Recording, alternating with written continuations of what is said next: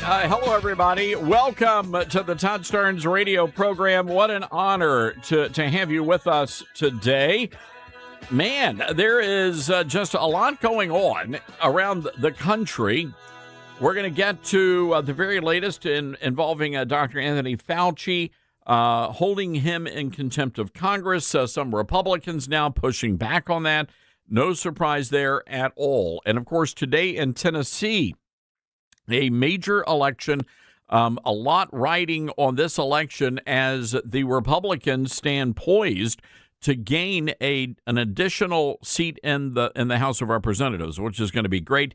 Brent Taylor, the state senator, pretty much kicking butt across the board, and will be the next congressman from the 9th Congressional District, which, by the way, happens to be the district that was once represented by none other than Davy Crockett. So there you go. So we'll talk more about that. We've got exclusive interviews coming up with Senator Marsha Blackburn and Monty Fritz. Also, Angie Wong is going to be along, our good friend from Miami, weighing in on the latest involving the Michigan race, which is incredibly disturbing. President Trump weighing in on that. And Steve Gill is here, and also our good buddy Caleb Park, who's going to be joining us for a weekly segment called The Good Report with Caleb Park, talking about some of the good things that are happening all over the nation, as well as some of the weird stuff as well. We're also going to be taking your calls, 901-260-5926, our telephone number. That's 901-260-5926. Wow, this morning, it started out. It has been a busy morning. Was on with our good friend Larry O'Connor, who's a radio host, WMAL, out of Washington, D.C., and had me on talking about the Tennessee race and also the new book coming out, The Golden Age, How Trump Saved America, and just had a terrific time, a terrific conversation. And the first thing O'Connor said is, "You've got to invite me to Memphis, Starnes. I hear it is a great town, and it is a great town. Thanks, quite frankly, to President Trump sitting in the National Guard and sitting in the Memphis Safe Task Force. Crime here is like cut in half, and it's great. And yeah, people are getting shot. Yeah, I get that, but it's happening in the bad parts of town. So you're safe if you're in the good parts of town, and you're pretty much safe if you're in the downtown area. By the way, there was like a huge duck festival, a duck convention, Ducks Unlimited, and they had a historic. Thousands of people in downtown Memphis, and they were, duck hunters. So that was a good thing. I want to start out today with a story, and this is just weird, and it illustrates a point that I wrote about in the Golden Age. There is a high school, Derby High School in Kansas, and we have a lot of Kansas listeners. We have a lot of radio stations in Kansas that carry the show. And Derby is in the news, and it's a weird story. So the high school yearbook just came out, and I don't know about you guys. Back when Dylan, did you guys have like a physical copy of the yearbook when you were in school? Oh yes, we did. It's like the thing you always want to make sure you're in the yearbook, and you go through and you count how many times, and that's you're in the yearbook, and that's how you know your social status. Yes, Todd, thank you. That is so good. I thought I was the only one that did that because I was looking for myself multiple times. Yeah, wow. So Derby I think it's outside of Wichita. So I'm sure Dalton Glasscock will know all about that. But it's not a big town. It's a southern suburb of Wichita. And they have about 25,000 people, so it's a big suburb. And so anyway, they have this high school yearbook, and you know how it is with high school yearbooks. You got the class photos, so everybody's got their picture. I used to hate those days, but I got to tell you, I took some pretty good pictures back in the day, Dylan. I'm just telling you, I look pretty good, pretty snazzy. I was not too keen. I think my freshman year, I had that was when all the guys were wearing the hair feathered right down the middle. And so I literally, and that was not a good look for me. Well, it's okay. It's an acquired taste. My sophomore year was worse. So I was in the school musical, and I played an old person. And so they put all this makeup, this old people makeup. And we had our cast party at the Catholic parish, like fellowship hall, and it had an old gas oven. And I guess the gas built up, and I just happened to be standing in front of it when the gas blew out, and there was like a huge blast. Oh, no. Nobody got injured except for me. And it blew off all the facial hair that I had, including my eyebrows. Oh, yeah. So that happened on a Friday night. On Monday, we had school pictures, and that was my sophomore photograph. I have no eyebrows. Oh, no. You didn't even get them penciled in. Nothing. No, you could. It was not a, yeah. And well, I also looked like I looked like a lobster because my face got flash burned. Golly. It was terrible, except where my glasses were. So I really look like, a freak of nature. I have to try to find that somewhere, right? It's terrible. That can't just live in my mind. And it blew all my hair back and singed it together like I was like one of those little, those pencils with the little trolls on it? Oh, yeah, sure. And you roll it together in your hands like that? Uh-huh. That's what my hair looked like. That's what they should have labeled you in the yearbook. This isn't Todd Starnes. Todd Troll. This is a troll. Troll Starnes. So anyway, you have all that kind of stuff in your yearbook, right? And, the senior superlatives. I was most talented, by the way. I was friendliest. Were you really? Yes. I believe that. Well, I believe you're most talented. I believe that.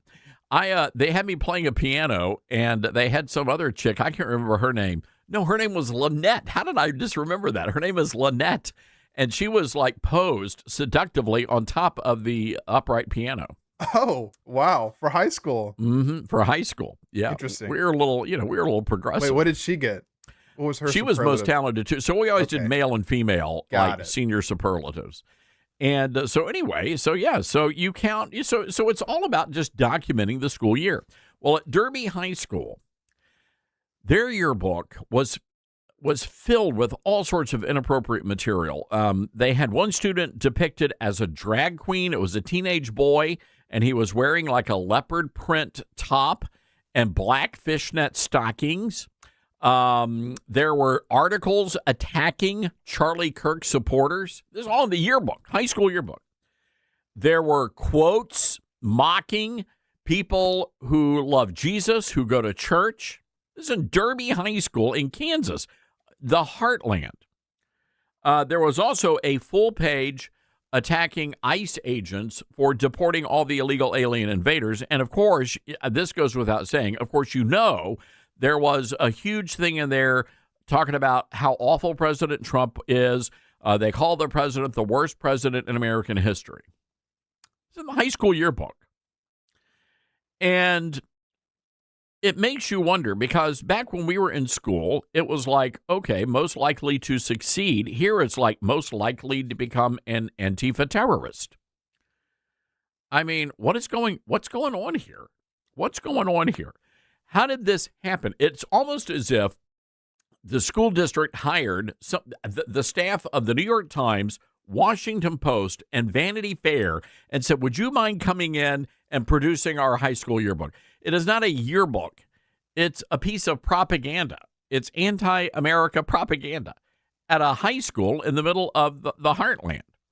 And the thing is, this is nothing new. It's not some sort of an anomaly. We're dealing with these kinds of issues at public schools across the nation. And this is one of the reasons why I wrote The Golden Age, was because as much as President Trump has done for this nation, we have so much more work to do. And I wrote a chapter in the book, and the theme of the book is, for example, how Trump saved common sense, how Trump saved my hometown, how Trump saved our schools. That's like chapter 3 of my book, page 35. And we talk about how the president has stepped in, and he started the process of getting rid of all of this radical propaganda. But this is going to be a long-term project. And it's going to require all of us standing together and working together to reclaim our public schools. Now, one of the ways we can do that, and the president promised that he was going to dismantle and defund and abolish the Department of Education. I hope he delivers on that promise, because we have got to have this local control of our schools to stop these radical propagandists from filling our kids with all sorts of crazy notions. Now, when I see this, and let me just say, when I see these kinds of yearbooks, it's concerning because these are symptoms. These are signs. This is the canary in the minefield, right? This is in the coal mine, rather, not the minefield. It'd blow up the canary. There'll be little feathers all over the. No, the canary in the mine, in the coal mine, right? These are warning signs that something is not right. Something is off. And some of you are, Starnes, they're just a bunch of kids. They're just a bunch of stupid teenagers. They don't know anything. It's just a yearbook. No, it's not. Because these yearbooks, they have advisors. They have teachers that oversee all of this. They have administrators who approve all of the copy. And that tells me that a lot of people in Derby, Kansas signed off on this. A lot of grown-ups signed off on this. You say, well, Todd, what does this have to do with anything outside of Derby, Kansas? Well, it has everything to do with this. Because just a couple of days ago on this program, we told you about Abdul El Sayed, the guy who is poised to become the next United States Senator from the great state of Michigan. And we now know that a lot of the support this guy had, El Sayed, actually came not from blue-collar workers, but from young professionals, young voters, college towns. That's where the numbers swelled in support of a guy who thinks America is racist and pals around with people who say that 9/11 was our fault, that our behavior led to what happened on 9/11. That tells me that these kids are being indoctrinated, and they're coming out of these schools, and many of them are believing that America is an evil place and that capitalism is evil and that all of these things have to be eradicated. And for too long, we have had this mentality of, well, it's a student newspaper. It's a school yearbook. What's the big deal? No, it is a big deal because they're telling us what they're learning. These kids, do you really think, just hear me on this, do you really think that the average family in Derby, Kansas is sitting around the dinner table? They're eating their, I don't know, whatever they eat there, pork loins. They're eating their pork loins there in Derby around the dinner table, talking about, son, what do you think about those ICE agents? I don't think they're having those conversations, but I do think they're having them in school. I sure do. You think the construction worker, the big burly construction worker, wearing the flannel shirt and the blue jeans, coming home from work, putting his hard hat down and sitting around the table with the kids and the wife and his teenage boy there, what we'll call him Carl Jr., and Carl Jr.'s showing up at the dinner table wearing fishnet stockings? You think Dad's okay with that? I don't think so. Think old Carl Jr.'s taking you think Carl Sr.'s taking Carl Jr. down to, I don't know, Rotary Club? Boys, I want you to meet Carl Jr. He's got a run in his stockings, but he's a fine boy. I don't think so. I don't think so, America. So all that to say, this is happening in schools. And many of you moms and dads are so busy with your own life. You're doing so much stuff that the priority in your life is not your kids and what they're actually learning in these schools. And so they graduate and they leave you. And when they come back from college, you know, your daughters, they put on 40, 50 pounds. They're wearing, the flip-flops, and they got the magenta hair and the nose rings, and, they don't even know their pronouns anymore. And this is why I wrote The Golden Age, because we gotta talk about these things, and we got to do something about it. And Chapter 3 explains how we do that. But yeah, ladies and gentlemen, we need to be very concerned about the direction of this country, because soon there will be more of those kinds of people voting than people like you and me. And we've got to do something about that, because these Democrat socialists are slap nuts crazy. All right, got to take a break. 901-260-5926, our telephone number. That's 901-260-5926. You can get a copy, by the way, of The Golden Age wherever you buy your books. This is the Todd Stern Show.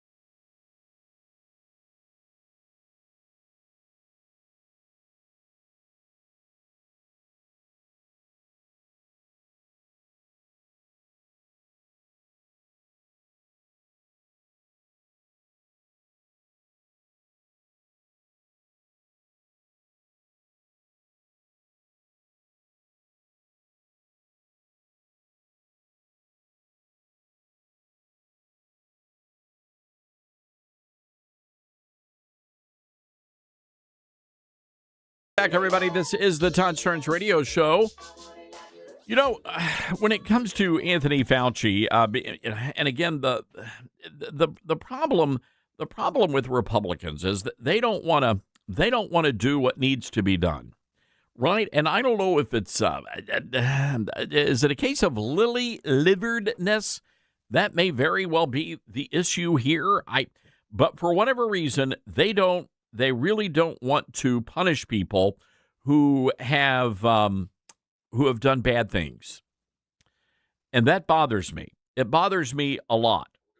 Now, I know that, for example, there are some Republicans that are not too sure that they're going to vote to hold Fauci in contempt of Congress. Now, Josh Hawley is not one of them. He said his office has already drafted a memo to the acting attorney general, Todd Blanche, urging him to pursue a criminal contempt case against Fauci. I want to go back to Steve Bannon, for example. And Steve Bannon was held in contempt of Congress. The Democrats did. And you know what? The Biden Justice Department sent Bannon to prison for 4 months because Bannon refused to comply. Bannon refused to comply. He refused to testify. They found him in contempt. Same thing happened to Peter Navarro. 4 months in federal prison. So, ladies and gentlemen, I say this about the Republicans, and maybe you disagree with this idea here, but here goes.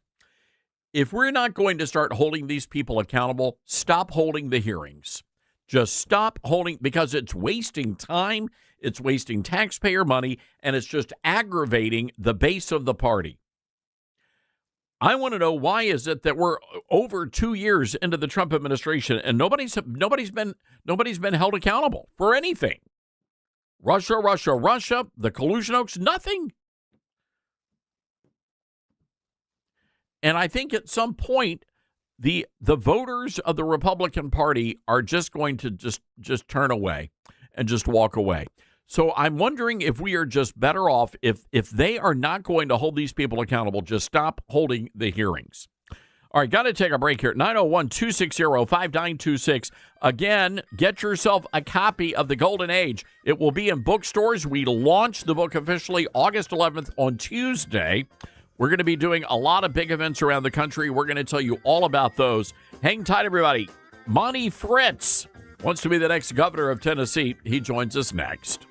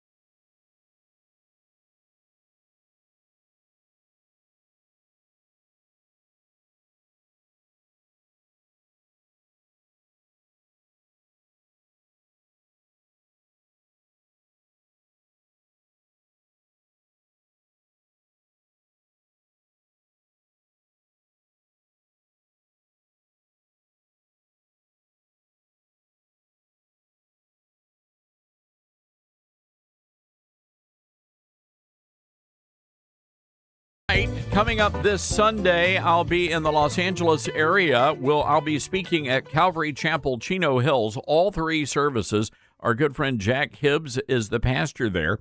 We'll be signing copies of the Golden Age immediately after all three services.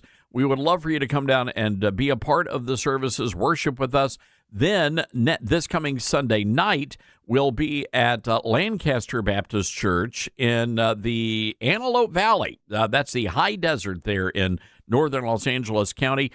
Then back to Memphis for Book Launch Day on Tuesday. So gearing up a lot of big events coming up as we celebrate the launch of the Golden Age. Well, right now, though, it is Election Day in the volunteer state, and there is a lot riding on today's election. One of those individuals running to be the next governor, a very busy, crowded Republican primary, three candidates, Senator Marsha Blackburn, Congressman John Rose, and our next guest, State Representative Monty Fritz. Monty joins us on the Patriot Mobile Newsmaker line. Monty, where are you and what are you doing right now? Well, I'm in Kingston. Good morning, Memphis, and good morning, Todd. Thank you. I'm in Kingston, Tennessee right now. We're delivering some drinks to some of the folks that are holding up Fritz signs around the districts here in East Tennessee and shaking last few hands. And do me a favor, when you see Pastor Hibbs, tell him I have been scheduled twice to try to go out and take him a copy of our prayer resolution. If you'll remember, in 2024, when we called Tennessee into a month of fasting and prayer, Pastor Hibbs had his church wearing orange so that they would remember to pray with Tennessee, and tell him how much I appreciate and love him for that. You know what? I will definitely do that, and I'll mention that in my remarks on Sunday. You know, Monty, it's been interesting. You have not been one to shy away from your faith. As a matter of fact, you've made that really a central component of your race. They're saying that you're the underdog in the race, but I think you're actually winning the social media side of the contest. I think so too. I think we're winning, and I expect to win tonight. Todd, I know that shocks people to hear that, but when people have been asked after they vote, who did they vote for? We had one of the young ladies there in Memphis had asked them those questions, and we took the great majority of the votes. Why do you say that, Monty? Because when you look at the polling data that's out there, when you look at the amount of money that's been raised, I mean, in all honesty, you if you take a look at how little you have raised, and the fact that you don't have that massive platform like a Senator Blackburn or a Congressman John Rose, and yet you are being mentioned as a contender. Why do you think that is? I'd offer two words, but God. We were called to do this. He is able. If we do win tonight, it won't be the hard work of all the hundreds of people who volunteered. It will be a miracle. I still believe he splits the Red Sea. And if this happens tonight, it will be that the Lord God Almighty has shown grace to the country boy from Kingston and put him in front of this. And if I don't win electorally, if that's his will, we've got to say Christ is King across the state of Tennessee and that the Constitution is law. So I think in that regard, we've already won. No, it's really been remarkable to see the grassroots rising up really across the volunteer state and embracing your message, and your campaign funded by Tennesseans. You haven't taken any outside money, have you? No, I think we had one check come from Alaska, but I think he was maybe another one or two, but they were like military members or something that sent a few dollars in, and we appreciate that. But yeah, we've raised somewhere shy of $350,000, and I think John and Marsha are probably going to spend a combined $25 to $35 million. Wow! And, what does that tell you? What does that tell you about the race then? It tells me that there's too much money in politics. There's too much out-of-state money in politics, and we've allowed it to become something that is a donor-class sport rather than a service to the people. You know, I've said this many times. I think that both the other candidates, I love them, I wish them the best, but they did a great injustice by not being willing to debate and take questions and then rebut answers together. I think that and I realize Senator Blackburn has great name recognition, but Congressman Rose, I think he stabbed himself in the foot when he said, I'll debate, and then he backed out. And now he's calling for Senator Blackburn to debate. somebody before the general. I said this, and I say it with tongue in cheek, but it's true. Is it that John only wants to debate women? Because he had an opportunity to debate a man multiple times, and he declined. That is interesting, right? Because he did, and I asked him on this program, I said, would you be willing to debate Monty Fritz? And he said, no, absolutely not. But now he is willing to debate, if he's the nominee, or he will debate the Democrat in the race. Her name is Jerry Green. I have been a strong proponent. I'm with you. I like all three of you guys. I think you're great. All three of you are great Americans in my book. But it really bothers me that you're the only one that's willing to debate, and that's a problem.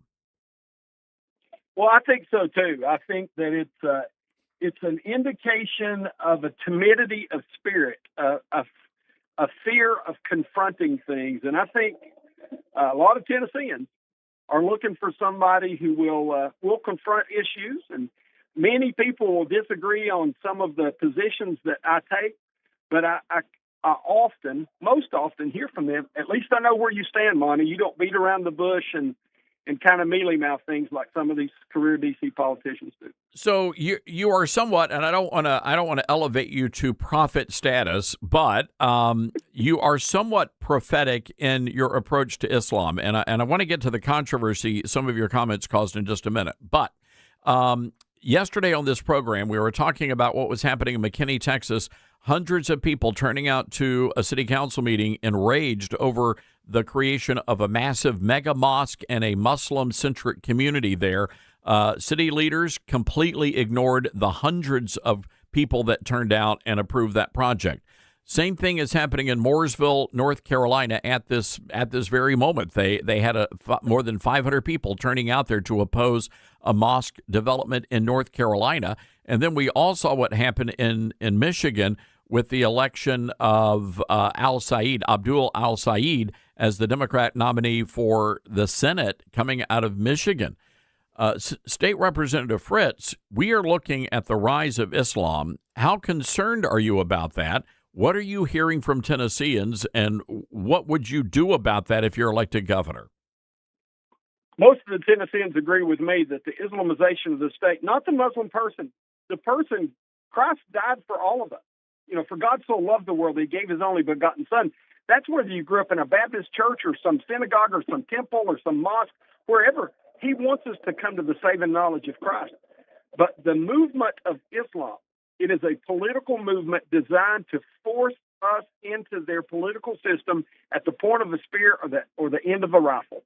I will not tolerate it. I've called on Governor Lee to declare the Council for American Islamic Relations and the Muslim Brotherhood as enemies, as foreign terrorists. I think that's one of the first things I'll do as governor, because that opens the avenue to start exploring the funding. We heard here in East Tennessee that was Muslim voting day in Memphis last week, and we heard that they provided interpreters for Arabic, another language, and French so that folks could vote. I got to tell you, Todd, I'm asking the question in my mind, many Tennesseans are, if you're a citizen and you're able to vote, why the heck do you need an interpreter to understand the ballot? That's problematic for me. This is a movement. Again, I love the people, but I hate the sin. Islam is a sin. And it is a movement that is designed to overtake our United States. We have been colonized in New York City, in Minneapolis, in Dearborn, Michigan, in many places in Texas. I refuse to sit idly by like most of these weak males in politics have done and not speak up against it. It disappoints me greatly that Congressman Rose has backed away from that issue. As a Christian, I'll say this, it gets a little more maybe preachy. As a Christian, I think that Jesus is the way, the truth, and the life, and no man cometh to the Father except by him. And I think with that view, I can only want to evangelize those who are lost and going to hell, and that includes the adherents to Islam. So I think it's time for us to be bold. I think Tennesseans are bold. There's an inscription on the Alvin C. York statue at the Capitol in Nashville, and it says, "Armed with his rifle and his pistol, his courage and his skill, this one Tennessean." And then it talks about what Alvin York accomplished in World War I. I think the people of Tennessee want a little Spirit of York. they're sick of the spirit of Al Gore. They want a little Al York. So we hope to bring some of that. Well, we certainly wish you nothing but the very best out there on the campaign trail. You've run a good campaign. You've run a spirited campaign, and I'm really impressed. You have been all over the state. And a lot of people don't realize how big of a state Tennessee is until you get on Interstate 40 and you're like, sweet mercy, this is a lot of ground to cover. We've made multiple times. Oh, I think we lost. I think we lost the state representatives. I think the state's larger than some cell phone signals, but there's Monty Fritz out there on the campaign trail, and we wish him nothing but the best. Coming up, we're going to be talking to State Senator Marsha Blackburn. You know, he mentioned Alvin York, and Alvin York is one of the great Tennessee heroes. Back during World War I, Alvin York actually captured, just by himself, single-handedly, he captured 132 German prisoners. One guy. He soloed that? He was born in Fentress County, Tennessee. And, of course, we got a state park named after him. I think a lot of roads named after him. He was one of the great Tennessee fighters. So yeah, you better have a road. Yeah, Jeez. Good guy. Grew up in rural Tennessee, so he was a fighter. All right, we've got to take a break there. And, again, I know that the Mr. Fritz was catching a lot of heat because he said he wanted to outlaw Islam in Tennessee. And in his mind, in his estimation, and I agree with him on this, actually, that Islam is, in fact, a political ideology. The question is, how do we deal with that? And right now, when you look at Texas and North Carolina and Michigan and, quite frankly, New York City with Zohran Mamdani, there is a major problem. The Islamists are overrunning towns and communities in those states. And the good people of Tennessee said, we don't want that here. And I will give credit to Mr. Fritz. He's the only candidate out there that's actually addressing this issue head on. And this is something that every governor in every state is going to have to deal with. The rise of Islam in America. All right, 901-260-5926. If you're listening to us across the great state of Tennessee, go and vote. You need to get out and do your duty as a citizen. This segment of the program, by the way, brought to you by our good friends at Newsmax. Millions of Americans agree with President Trump. They're switching to Newsmax, watching great shows, Greta, Carl Higbee, Rob Schmidt. So if you're tired of big media, start watching Newsmax. Go to NewsmaxPlus.com for immediate access. That's NewsmaxPlus.com. You're going to get all of Trump's events live. You're going to get some great documentaries, Melania Trump, Mike Huckabee, Charlie Kirk. Once you start Newsmax Plus, you will not stop. It is free, NewsmaxPlus.com. You're listening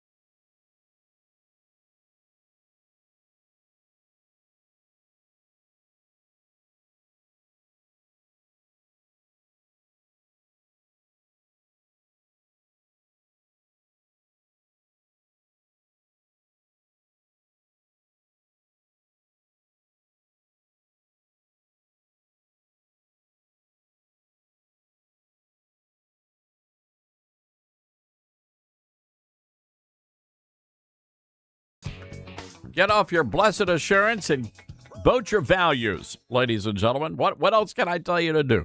Dylan, have you voted yet? I know you haven't. Get out and vote. I'm going to vote after work. All right, you better. Yeah. All right. We know Ian can't vote yet, so he'll have to vote Democrat. Oh, he's still a youngin'. Yeah.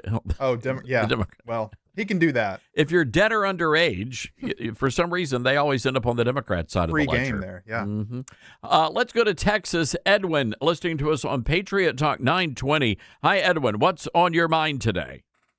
Yes, sir. I've listened to you quite often, and I'm down here in Galveston County, south of Houston, and I'm a retired attorney. I style myself as a constitutional law attorney nowadays. Anyway, the point is, as to all these candidates that are coming out and talking about different forms of government, the Constitution already guarantees in Article 4, Section 4, a Republican form of government. Okay, so what does that mean? How do we implement that? Well, here in the state of Texas, you have to register your candidacy and pay your fees to the Secretary of State. Okay. So all candidates, not after you become elected, but all candidates must swear allegiance to the Constitution of the United States, and particularly to Article 4, Section 4, which is a guarantee of a Republican form of government, which means that they cannot espouse any other form of government to include democracy, Islamism, socialism, communism, fascism, Nazism, monarchism, anything. They can only espouse a Republican form of government as guaranteed in the Constitution, and it needs to have in there in the legislation upon penalty of perjury or fraud. Yeah, Edwin, look, the reality here is, and you're the constitutional expert here in the conversation, seems to me when you look at Islam, you have to ask these candidates, are they following the tenets of Sharia law? That is contrary to the United States Constitution. And I guarantee, I mean, if you're a true Muslim, you are following Sharia. Exactly right, sir. But the point is, it is antithetical to a Republican form of government. Therefore, if the legislation is passed in state to state stating that you can only espouse a Republican form of government as guaranteed in the Constitution, it gets rid of everything. Yeah. You think that's going to happen? Well, I mean, it has to be pushed for. As you well know, the Constitution is a parchment guarantee unless you enforce the provisions of the Constitution. It's a fair point you raise, Edwin. And again, it goes back to how serious are the Republicans in Congress? How serious are Republicans across the country when it comes to actually securing our founding documents and our way of life? Because that is what is under attack right now. In Michigan, this is insane and absurd what's happening up there. But that's the reality of it when you do not stand up and you fight for your freedoms. Edwin, I got to run. It is a great thought. Beautiful area, Galveston County. Saw a documentary about the big hurricane that hit there. Wow, the turn of the last century. And just an amazing story, an amazing comeback story as well. All right, hang tight, folks. Coming up, we've got Senator Marsha Blackburn going to join us. Angie Wong, who is a Miami Republican committeewoman. She's going to weigh in on the Michigan race. We're also following breaking news out of our nation's capital with Dr. Fauci and the contempt of Congress vote. Steve Gill's going to be here along with Caleb Park, the journalist, a good friend of this program, host of The Good Report with Caleb Park. And ladies and gentlemen, a reminder as we go to break, be sure to head over to toddsterns.com for all sorts of great free items for you, including our free podcast. If you miss any of our interviews, you can go back, listen to the entire show free of charge. You can also get our free newsletter, comes out every single morning. On that note, we have some great stories up at toddsterns.com, including one that's going to blow your mind. A New York town, Brighton, New York, has banned Christians from erecting religious displays in public. A New York town banning Christians from erecting religious displays in public. And here's the kick in the pants. If you're Muslim, you're allowed to celebrate publicly. Christians are not allowed. You got to read this exclusive story over at toddsterns.com. All right, hang tight, everybody. Got to take a break. Hour 2 coming up.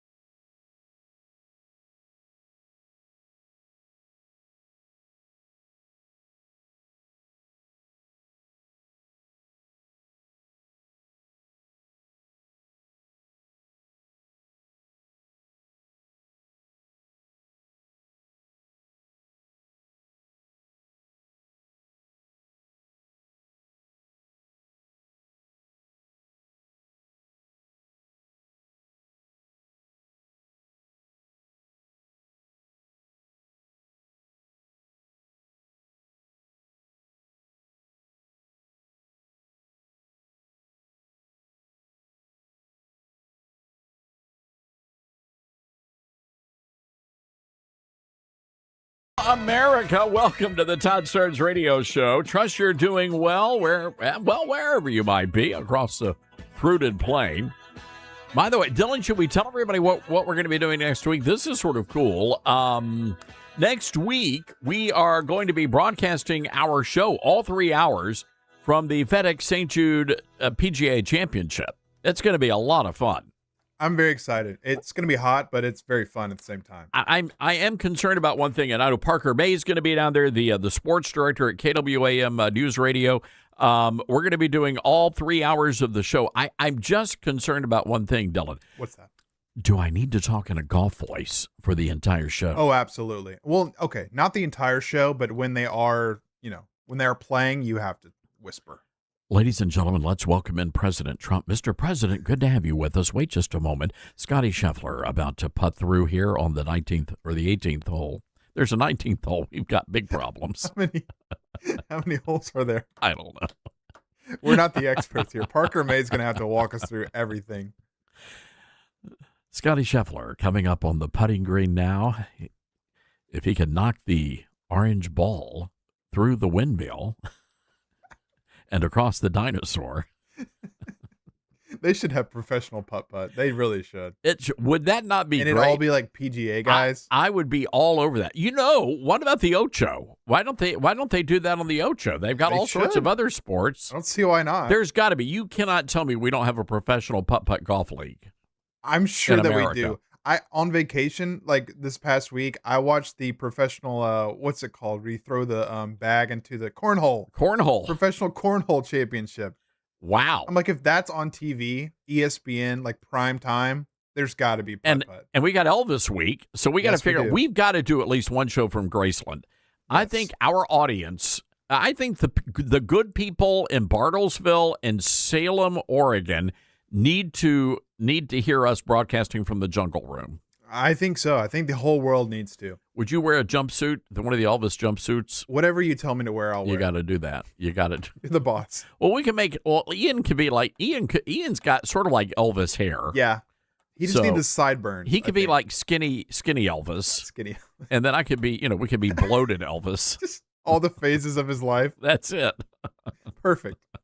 All right. So anyway, great to have you with us. We're going to be doing some weird stuff all this week. Oh, just want to share this information. All of our Dallas listeners, August 23rd, I'll be speaking at the First Baptist Church in Dallas, Texas. Our good friend Pastor Robert Jeffress is the senior pastor there and a part of our Golden Age tour.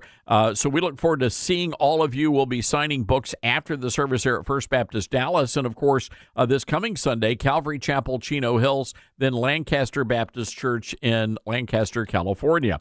Well, today also Election Day, and early this morning I was invited to attend a breakfast with Senator Marsha Blackburn. She dropped by Memphis as voting is underway at this very hour, and had a chance to hear from the senator, and she made some interesting comments, and I think we're going to start seeing a shift in the conversation out on the campaign trail in many of these state elections when it comes to the rise of socialism. Here's our conversation with Senator Marsha Blackburn running for governor. All right, Senator, you said something new that I haven't heard a lot out on the campaign trail about this call that we had in 1776, and you tied in socialism and the concerns over socialism. Yes, I said, 1776, the battle cry was the British are coming. And in 2026, it is the communists are coming. When you look at what is happening across our country with these Democrat socialists, and they are actually winning some of these Democrat primaries, and they want to destroy our nation as we know it, our states as we know it. They want to destroy private property and property rights. They want to control your life 24/7, 365. Take your property, let the government decide everything, have one body of Congress and have them appoint the president and take away the will of the people. So I think we have to be mindful of this. It is time for Republicans to show up and vote. And that does seem to be the issue, is getting the Republican vote out. For some reason during primaries, Republicans don't like to get out and vote. What are you hearing from the people that you've been talking to? Again, you said from Mountain City to Memphis. Yeah. What is the big issue on their minds? Number one thing that we hear about statewide is the economy, the cost of living, wanting inflation to come down, wanting to make certain in Tennessee, we are focused on that issue and focused on jobs that are going to have growing wages, jobs that are good for today and are going to be good for our kids and our grandkids. And people will say, let's be smart about this. Let's work to grow business. Of course, in Shelby County, you've got a great example of an idea that became a company that has become a global leader, and that's FedEx. Let's focus on growing these and retaining jobs and recruiting businesses that are going to fit in to what we've got going on in Tennessee. Second issue is public safety. And I'll say this, here in West Tennessee, public safety is probably the number one issue. And the way I work to pull together the Memphis Safe Task Force, the success of that, the fact that crime has been cut in half, U.S. Attorney Mike Donovan being here today, we've seen so many successes in Memphis. The third thing we hear about is a great education, access to that for our kids, and better outcomes when it comes to their grades. I want to go back to the Gen Z voters, and sure. We saw a huge number of those folks embrace the Republican Party in 2024.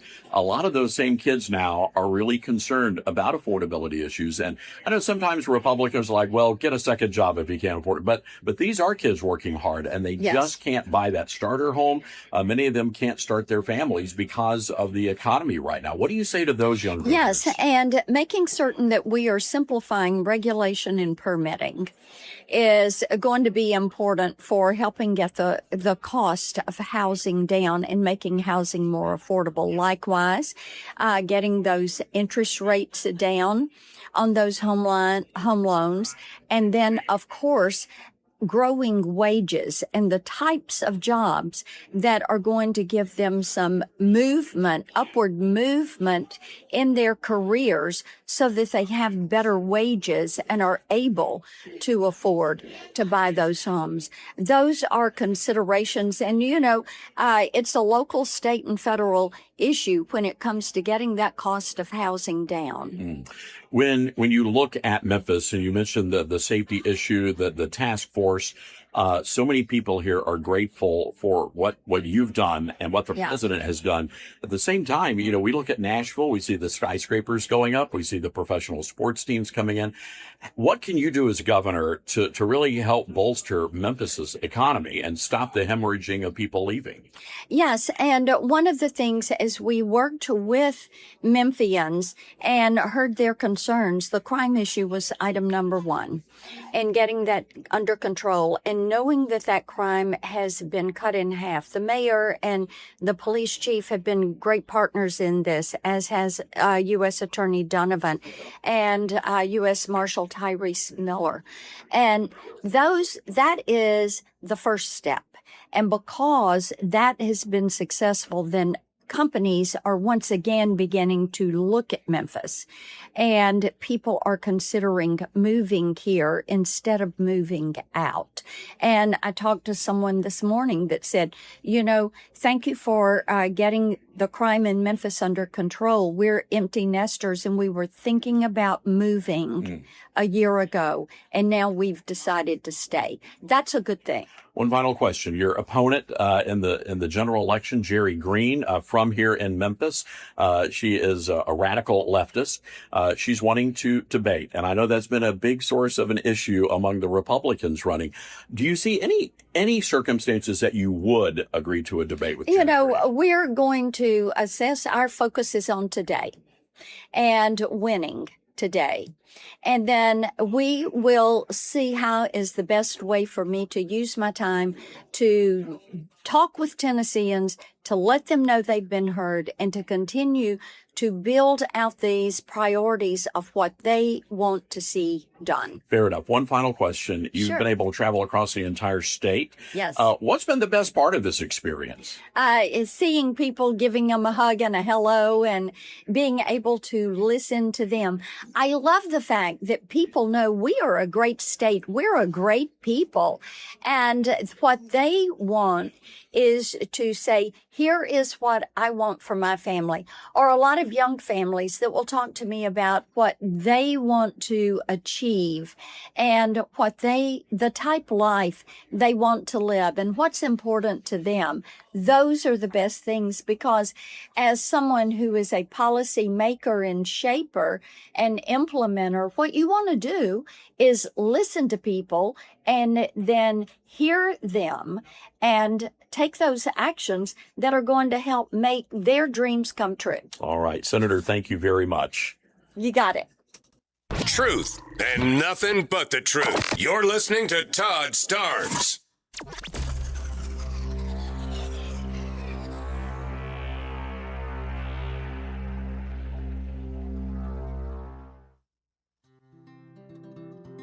From fruits and veggies to fiber and spice, Balance of Nature supplements, changing the world one life at a time. I'm a natural bodybuilder, so I know when something works and when something doesn't. I've tried so many different products. When I got your product, and like I said, I'm a natural bodybuilder, as soon as I got it, did them for a week, and I told my brother, I said, Rick, you need to try these. You know I won't give you nothing if it don't. He tried them, bam, the first day. He said, this is a good product. And I got my mom on them, and I'm trying to I just keep pushing your product. It's a great product. You're a great company, and everybody there I've talked to has been so kind. Great product. It does what it says it does. Start your journey with Balance of Nature supplements today. Go to balanceofnature.com and sign up as a new preferred customer to get 35% off your first preferred set. Call 1-800-246-8751 or go to balanceofnature.com and get this special offer by using discount code TODD. At a time when technology is often used to distort the truth, there's a new tool that's actually getting it right. My Faith Assistant is a Bible-based AI designed to help you understand God's Word and grow spiritually. Unlike generic AI tools that give vague or unbiblical answers, My Faith Assistant is anchored in Scripture, built on seminary-level resources, and shaped by more than 50 years of trusted teaching from Dr. Michael Youssef. And it's free, no login required. Try it today at myfaithassistant.com. America has a new choice for fair and balanced news. ToddStarnes.com. Journalism you can trust from some of the best reporters and opinion writers in the business. ToddStarnes.com takes you to the front lines of the culture war, defending faith, freedom, and your family. ToddStarnes.com also features exclusive interviews with America's top newsmakers like Mike Huckabee, Franklin Graham, and Newt Gingrich. Find out why millions of Americans read ToddStarnes.com every day. It's news you can trust. ToddStarnes.com. Balance of Nature's fruits and veggies supplements, changing the world one life at a time. I'm a 70-year-old man. I'm not a young guy, and I'm an ex-athlete. Well, yeah, when I was taking it, I recognized that I was feeling better. You know what I'm saying? And just mentally knowing is important also. I am a customer of you guys. I love your product. Love it, love it. Nothing but good things to say about your product. I love it. And as long as y'all are going to sell it, I'm going to take it as long as I can. Start your journey with Balance of Nature supplements. Call 1-800-246-8751 or go to balanceofnature.com and sign up as a new preferred customer.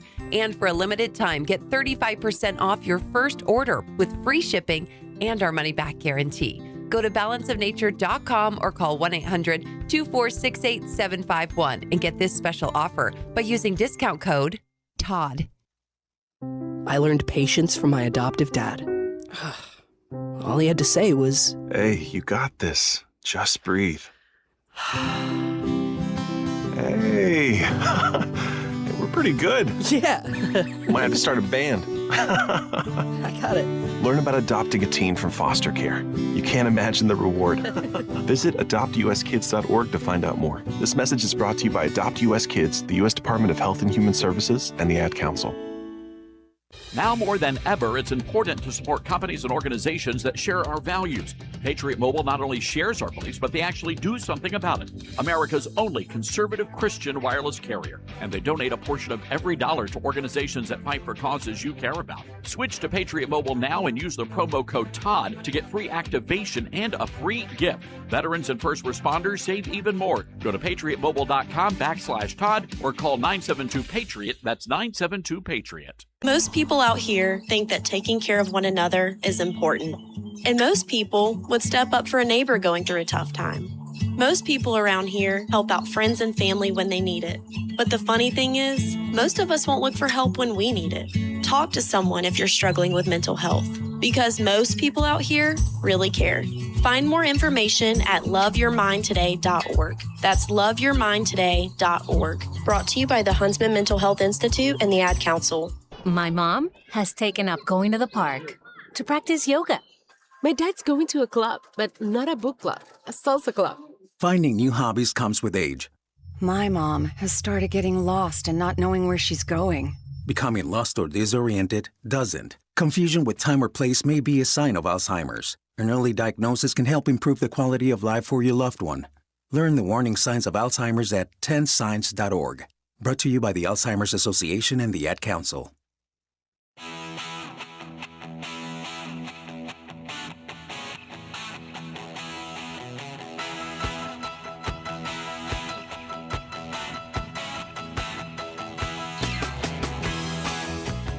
All right. Welcome back, everybody. Good to have you with us. This is the Todd Stearns Radio Show. Stephen Miller, last night, man, just doing a terrific job, warning on Hannity about what's happening and the threat of communism right here in America. Cut 31, please. That Cold War has come home. It's here in America. This is the biggest, greatest, most existential struggle this country will ever face, Sean. Because if communists get control of House seats, then Senate seats, and governor's mansions, the American dream that for 250 years our heroes bled and died for is gone. And it won't come back because they will never let you get it back. President Trump is the only thing right now standing between the American people and that abyss. Yeah, it's true. It really is true. Laura Ingraham just doing a terrific job last night talking about Abdul El Sayed's big win there in Michigan and what that means to the rest of the country. Cut number 34. And beyond who think just like he does. So it's going to take more than Dearborn Muslims and Ann Arbor liberals to beat Mike Rogers. They'll need middle class and union voters, too. And that may be a heavy lift because Politico noted that it was Haley Stevens who appealed more to working class folks. And El Sayed did better among affluent and college-educated voters, of course. Now, even the liberals at Slate are worried, describing the victory as a whimper, given expectations heading into the night. Despite public and private polling showing double-digit leads for El Sayed heading into the evening, he defeated Stevens by just 1 percentage point. So the question here is, come November, will those Haley Stevens voters really vote for the guy who's the socialist dreamboat of diversity? Are they really going to buy his attempt to pivot and his silly gym rat flex and his tight-fitting black tee? If El Sayed wins, I will not vote Democrat. I'll switch over, and I'll vote for a candidate with character, whoever that might be. I'm very anxious about the socialist aspect of what Abdul and his supporters represent. I'm a liberal, but I'm not a socialist. But most of El Sayed's most ardent supporters are socialists, and there's no daylight between him and them. It's the party of AOC and Hassan Piker. You know, that guy who said America deserved 9/11 and that he wishes that we could be more like commie China. Yeah, the guy that appeared with El Sayed on his last campaign stop. And unless sane Democrats nip this contagion in the bud right now, work with Republicans to defeat the DSA, they could lose their party forever. It's not just Michigan. This is just the beginning. These are never supposed to be swing states, and they will never be swing states ever again if I have something to do with it. We will hopefully continue this movement all across the United States of America. We'll go to every single state. All right, there you go. Just a smidge of what Ingram was talking about. Can we please? Could somebody please? Let's decide on the pronunciation. Is it Saeed or Syed? We've been calling him Syed, but I can go either way. It really doesn't matter to me. He's a radical Islamic extremist. Either way, Abdul El Saeed is the guy's name. 901-260-5926, our telephone number. That's 901-260-5926. I'm curious, how concerned are you about the rise of Islam and the fact that we're watching this odd fusion right now between the communist and the Islamist? And what's going to happen is they're going to merge together. They're merging together these two ideologies to destroy America. I mean, that's the end game here. And once that happens, you're going to see the Islamists rise up and completely eradicate the communist. It will be an end game scenario. You know, one of the El Sayed supporters had something to say about voters, and it is very interesting the way they're approaching all of this. Cut 33, please. Everything is people aren't stupid. This politics of no translation is going to be the way forward. No, for sure. Money on politics, money in your pocket, Medicare for all. No one has to decipher what the hell that means. I just want people to be like. I mean, it's really devious, but it's true. The Al Sayed supporter said voters are stupid, and the best way to win is to hide the truth. So when you say you want free health care for everybody, or you want to provide free grocery stores or free health care or free whatever, yeah, because the average voter is stupid. They don't step back and think critically about these issues. I have been stunned by the number of people, even here in Memphis, where I'm out and about and people say, who should I vote for? I'm like, why are you asking me that question? Go do your homework. Look it up for yourself. Make those decisions for you. And a lot of people don't even realize there is an actual election. People are just, and a lot of times they just tune out. I mean, you guys, you live, eat, and breathe this. This is what you do. You're in this 24/7. The reality is there are not enough of us in this 24/7. And you've got to be, especially with these communists that are lurking about, like Abdul El Sayed. Mike Rogers, here's what I think is going to happen in Michigan. I really do believe that the Democrats in Michigan are there's going to be some crossover vote. And you're going to see a lot of Democrats who are maybe liberal or moderate, not leftist, but liberal or moderate, especially the moderates. And they're going to be voting for Mike Rogers, the Republican. I mean, that's how bad things are. And that's why you got James Carville out there. So, well, I'm just going to leave the party. Not going to vote Democrat again. Not going to do it. Not going to do it. That's James Carville.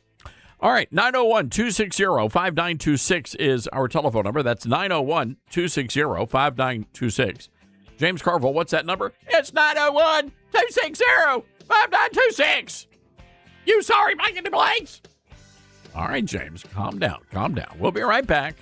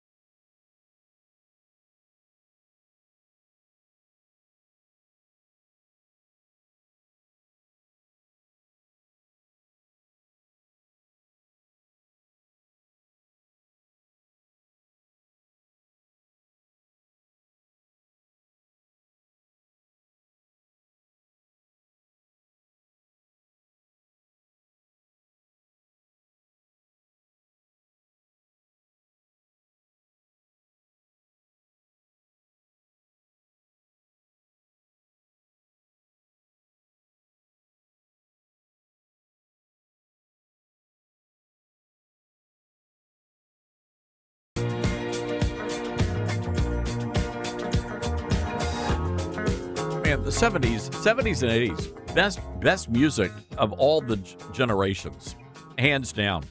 I know Angie Wong agrees with that. Our good friend, Miami Republican Committee woman, Angie, were you are you a big music person? Certainly of the 70s and 80s, I was a Olivia Newton-John fan. I mean, I know you just played the Bee Gees there, but I really love that whole genre. When music was actually music, everything I'm hearing now, it's like zeros and ones done digitally.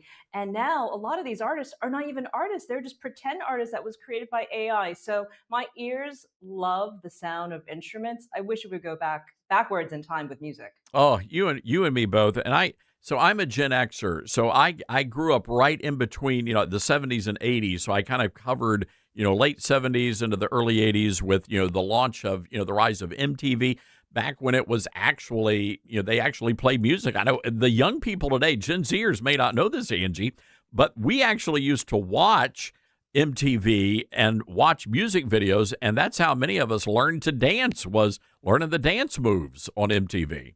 So Todd, I used to produce those music videos for MTV. That's how I got my career started, was making little miniature films, because I went to film school, and how you get your start is with commercial and music videos. So MTV, I was all about that.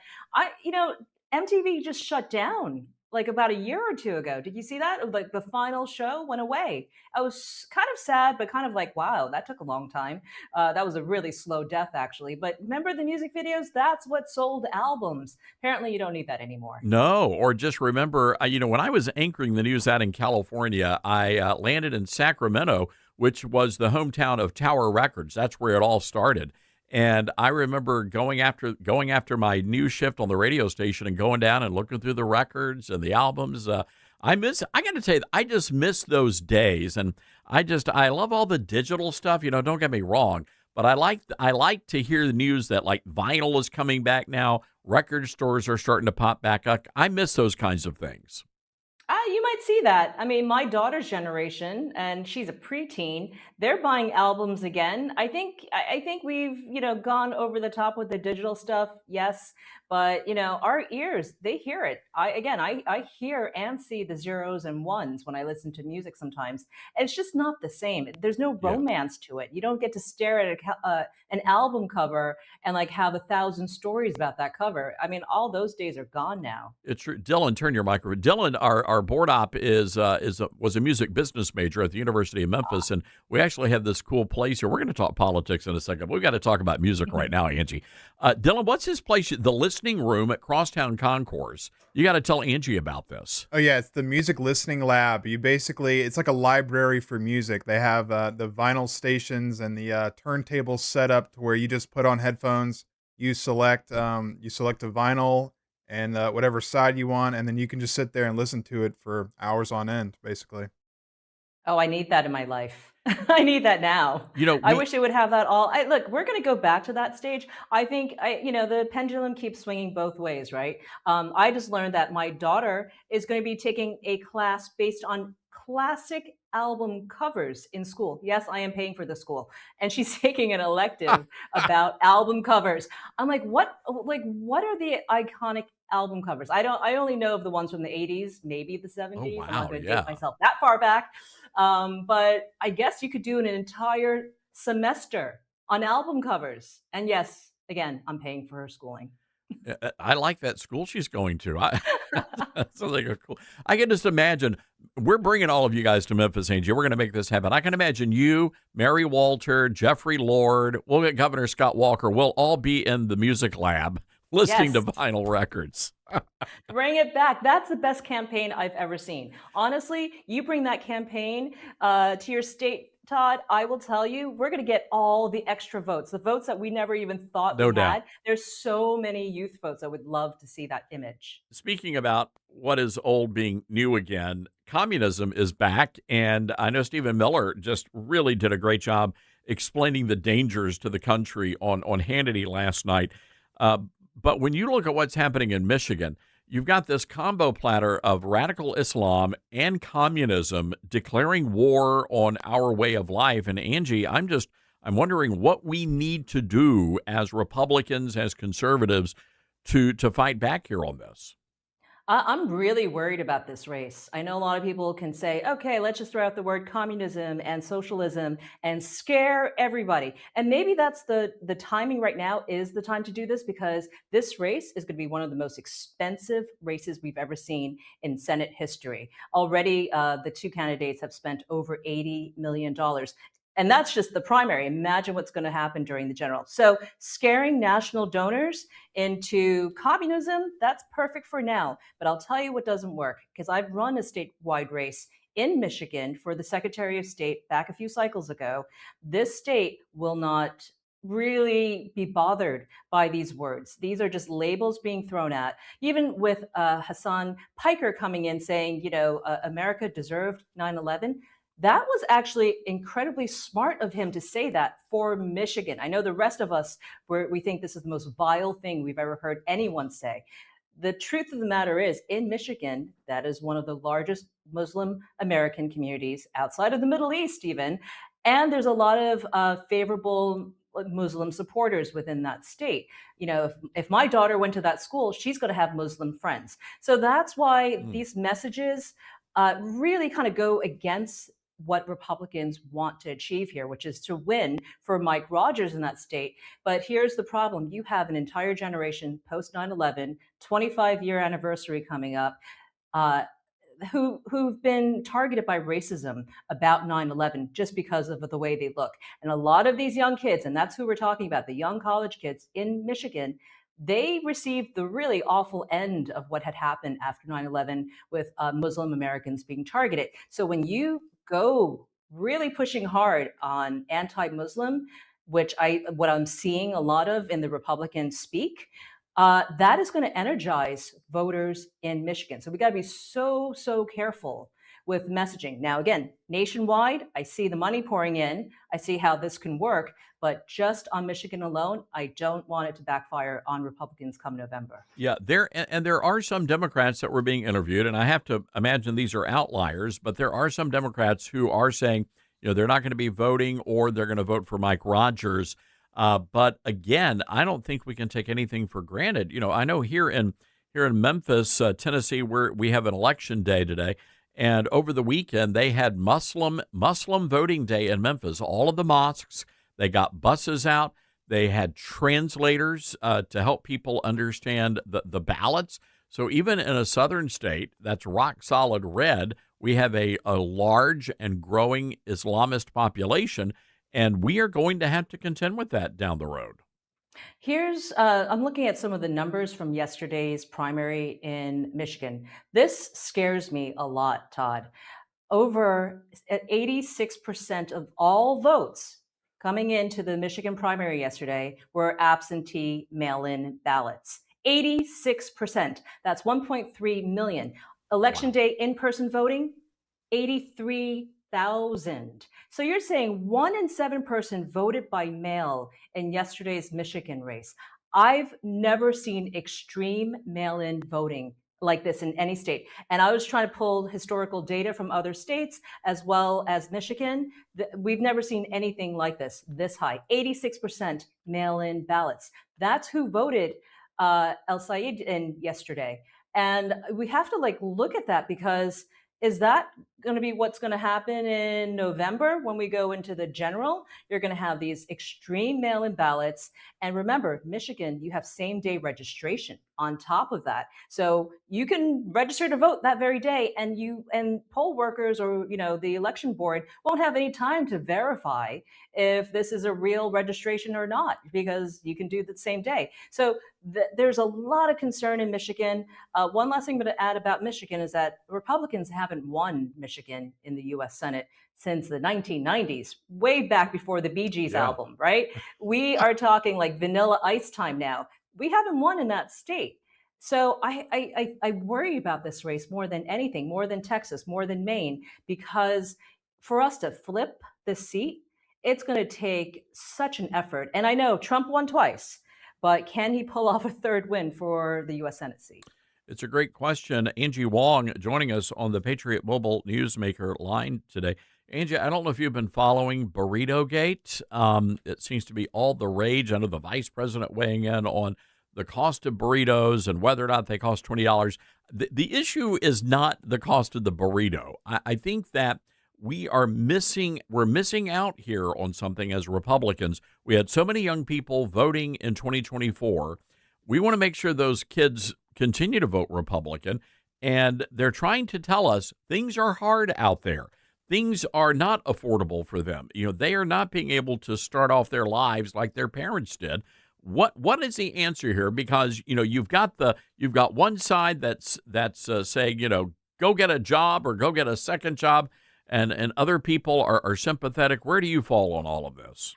And this is where the Democrat socialists are winning. See, we call them socialists, we label them as communists, all these bad things, but the reality is they're tapping into that nerve that is affecting all these young voters today.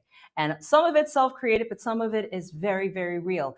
I mean, we got to break down the word affordability and what that actually means. A lot of people in their 20s can't buy into the first-time home market. They can't even rent, because in order to rent, you got to show a huge income. You got to be able to buy renter's insurance, and you have to have all these checklist requirements that most young people just don't have. So they're angry. They're starting off life already angry, and they're starting off life with a lot of, whether it's credit card debt or school debt. So these are real things that I think Republicans can actually take on as policies. Well, I don't know why we don't. We can't keep going to TPUSA and saying, you figure it out, you give us the answer, because being Christian and being, family first and having lots of babies, that's not always going to be the right messaging to young voters. So we have to find better messaging for young voters if we're going to bring and keep them since 2024. That's what I see, and I see that DSA is winning all over the place because they're tapping into the affordability on a real level that they understand. And we're not doing that. We're just saying, believe in God, believe in family. Not enough, guys. Not for the cities. Not at all. All right, Angie, we're going to have to leave it there. You have moved up in our rankings as among the coolest of our pundits here. This is how did I not know this great nugget about you, DJ Angie Wong? We're going to have you spinning some tunes the next time you come back on. Oh, can I please nominate a song next time? I would love to do that. I'll bring my albums to you. So let me tell you what we do on Fridays. You're going to love this, Angie. We actually invite our listeners during the week to recommend bumper music. And we actually go into the library, the music library, and we'll play that music on Friday. So we will do that. So you just have to let Helen know what tune you want us to play. You're not going to like my music. I like boy bands from the 80s. You're really not going to like my stuff. No, make it. No. I do. Love them. I still love them. New Kids on the Block forever. Okay, you just went down a few notches. All right, Angie Wong, great hearing from you, my friend. All right. Thank you so much, Todd. Take care. All right. We've got to take a quick break here, folks. 901-260-5926, our telephone number. That's 901-260-5926. This is the Todd Starnes Show. Hear what's happening from Todd along with the biggest newsmakers first on the Todd Starnes Show.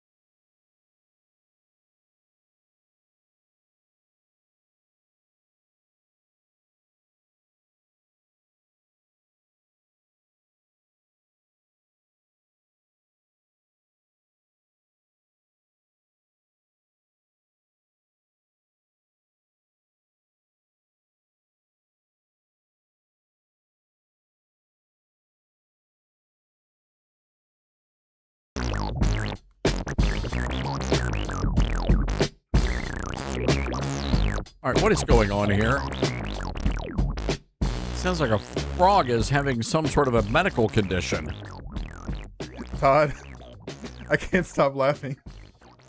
What was that? Is that a song? This is a real song. Is that from Angie Wong? No, this is not from Angie Wong.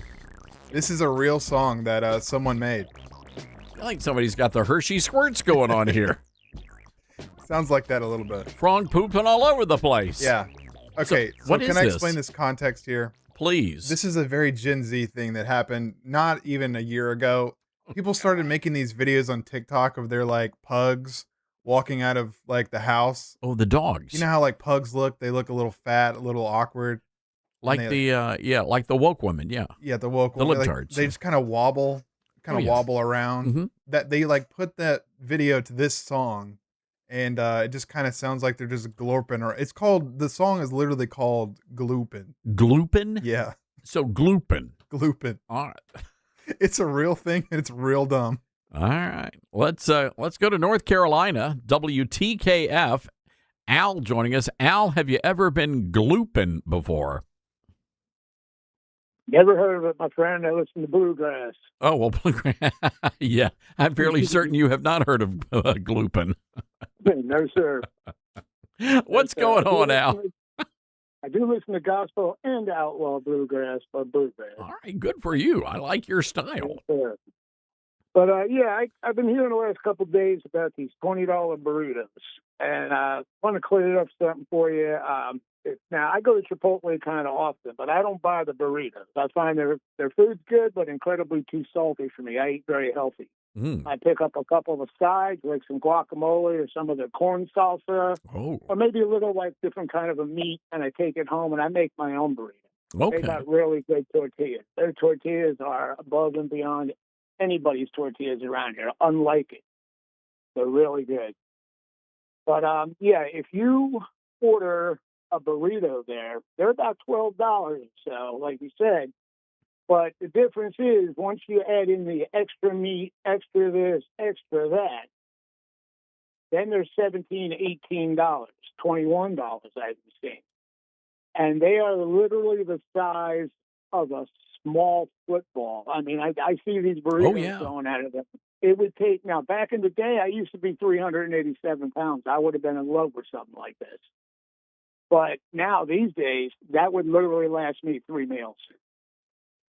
So if you break that $20 down into 3 meals, it's really not so bad. It's just, and how much of that does somebody throw away in the end? How much sits over left in the refrigerator because they didn't finish it off? You know, Al, I also wonder, and again, you're looking at Chipotle, which is a little bit different business model because they don't have any microwaves. Everything is cooked fresh that day. You have to factor in things like this mandatory minimum wage that a lot of states have. And ultimately, these restaurants, quite frankly, I'm surprised that that they're not $20 as the starting point. So still, you're getting a pretty good deal for some fresh food there at Chipotle.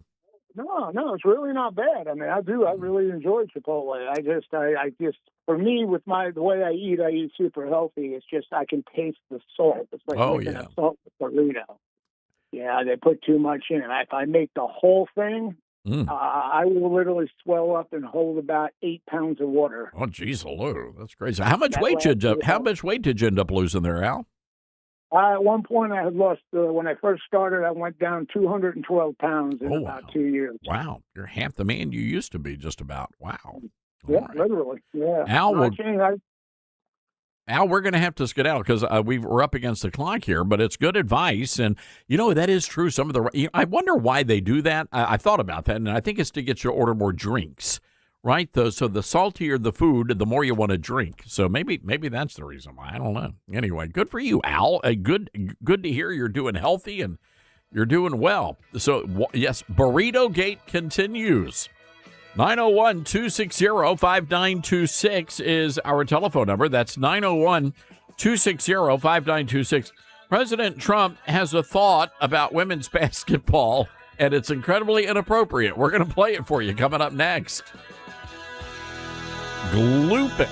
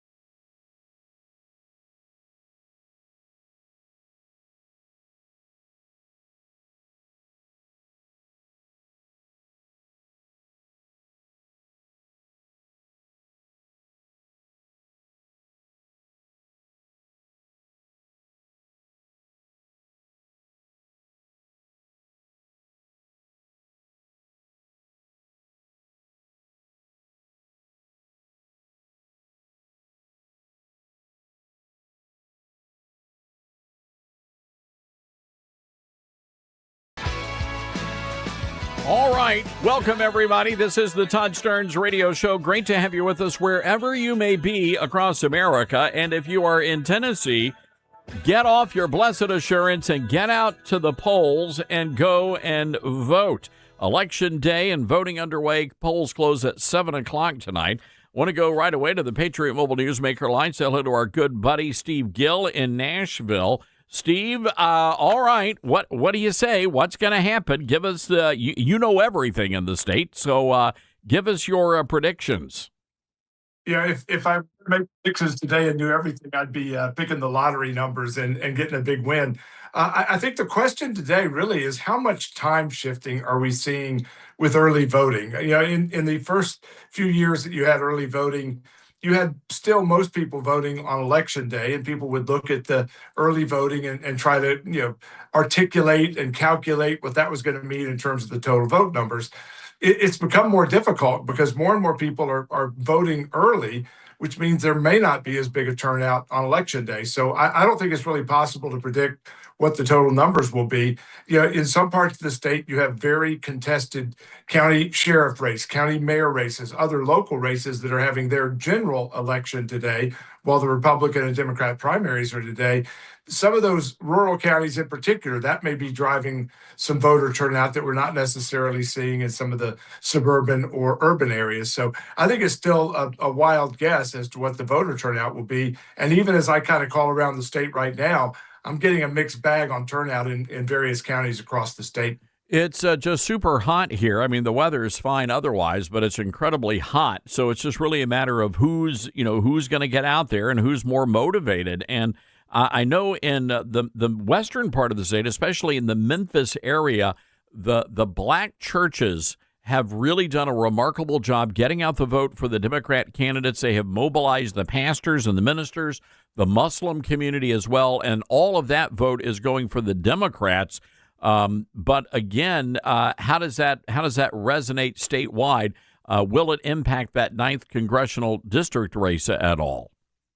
I think it could, because if you have the turnout that is not turning out for the Republican area in kind of the East Shelby County area that affects that 9th district, then it could have a big impact on that one. I think the other thing is our primary in Tennessee is relatively late. Most of the other states have now completed their primary process. They have a little bit longer time period for candidates who battle it out, who tear each other apart, to come back together between the primary and November. Tennessee is a relatively short sprint. We've only got about 80-something days. Early voting starts even earlier than that again in Tennessee. So there's not much of a respite between the brutal primary battles and the general election battle, where Republicans have to come back together and get that vote turned out again. The other thing is that when our primary comes, this week, you got a lot of people who are trying to squeeze in one last vacation with the kids before school starts. I've got a lot of friends who are literally dropping their sons and daughters off at college this week. So they're not available. If they didn't vote early, they push that back. All of a sudden, they're out of town, dropping off a son or daughter at college somewhere. So, our timing is not the best in terms of getting good voter turnout. And although you've had some of these congressional races, you mentioned the 9th. We have the 6th congressional district where John Rose is vacating his seat to run for governor. You have Andy Ogles, who is running for re-election against the former Commissioner of Agriculture, Charlie Hatcher, who's been endorsed by the former Governor Haslam and the current Governor Lee. Those races have been hotly contested, but most of the other congressional battles across the state, David Kustoff, for example, in West Tennessee, aren't particularly contested. You don't have a contest for Senator Bill Hagerty, who's running for re-election. So again, when you look at the patchwork quilt across the state, it's kind of hard to predict what local races, what congressional races are going to push turnout, how that might affect the governor's race. Okay. I want to move on to other stories. President Trump weighing in on this WNBA controversy, and he was asked his opinion about what's going on with the controversy surrounding transgender players. I know Clay Travis wants to launch an all-transgender team called the Nashville Balls. And he also wants to, I think he's got a $10 million bet, Steve Gill, on whether or not a boys basketball team would be able to defeat a WNBA team. Yeah, he's challenged the WNBA team Lynx, I think they're out of Las Vegas, to a $10 million payoff if their team can beat his selection of a state boys basketball championship, high school boys, that he'll pick from somewhere in the country. He's putting up $10 million. You win, ladies, you get $10 million to split between yourselves. And I don't know if he's going to pay the high school boys, their coaches, and the managers the $10 million if they win. They ought to be able to get something if they prevail, particularly under this era of NIL. It is absolutely ridiculous that the WNBA is ignoring the W in their name. Women's, is the key, and they're letting these transgender men come in. They're defending the whole trans idea of men born as men competing with women. Todd, I played basketball at the University of Tennessee a long time ago. But when I finished my time, I was the men's practice coach for Coach Pat Summitt for the Lady Vols. And we had very strict rules. They weren't supposed to jump and block shots. The guys weren't supposed to really jump and pull down rebounds because the women's game was not elevated. And we had very tight restrictions on what we were to do because we're there to make the women better, not to show how good we could play basketball. I will say that I was fortunate to have played for the men's team at Tennessee instead of for Pat Summitt because I wasn't man enough to have played for Coach Pat Summitt. That's saying something right there.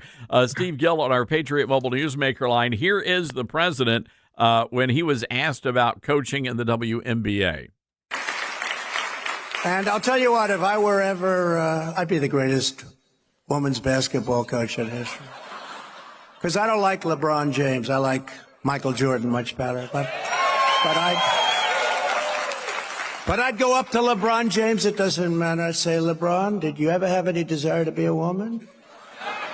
Because what I'd love you to do is star on my team that I'm building up. I will have the greatest team in history. They'll never lose.